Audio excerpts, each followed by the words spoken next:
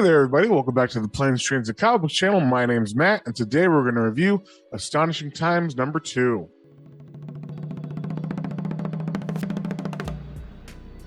And before we get into that, if you guys wouldn't mind sharing, subscribing, all that good stuff, it really helps me out and lets me know what you guys want to see more of. So with that being said, let's get straight into the issue. All right, so we see Astonishing Times number 2. This is that Comixology original series that if you have unlimited like I do, you can read it for free.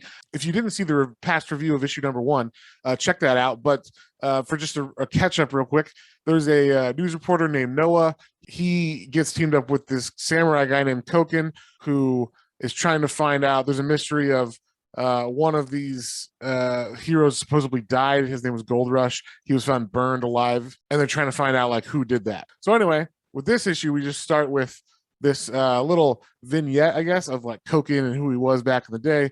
Just kind of like you get this old school looking coloring and everything, so you know it's kind of in the past. And it's just a little history on what he does. He's kind of like a samurai who's got Batman's money, like technology kind of thing. So he's got his own kind of plane, his motorcycles, all the tech you could want, but also he's a badass samurai. So we start off with Noah being brought in by Koken, this older Koken, who seems like kind of jaded and everything, into the warehoused Koken lair. And so everything's covered up. Nothing's been used for a while. It's all dusty.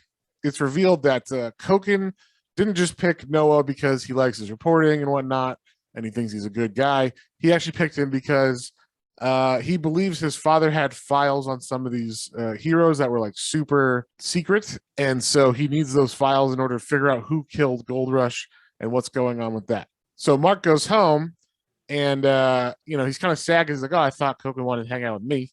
Not just because, my dad was awesome and had all these secret files on people because he was tight with all the superheroes. He's kind of sulking about that, but he's trying to figure out where these files could be, where his dad hid them. Something that only he would know about because he knows his dad better than Koken. In the meantime, Koken is in his lair and he's looking at his computer for all the research, trying to figure out where these files could be hidden as well.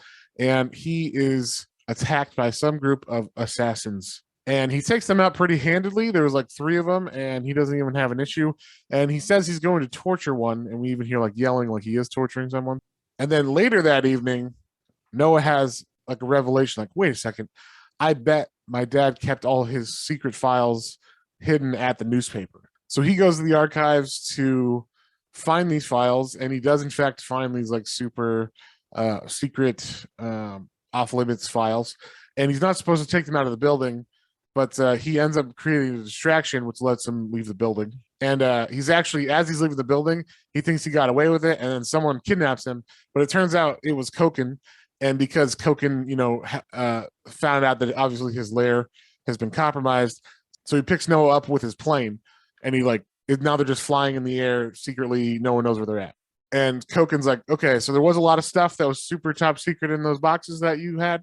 There was one item that's very interesting. It's called a Trap Master, and it's like a special safe that if you get the code wrong, whatever's inside will be destroyed.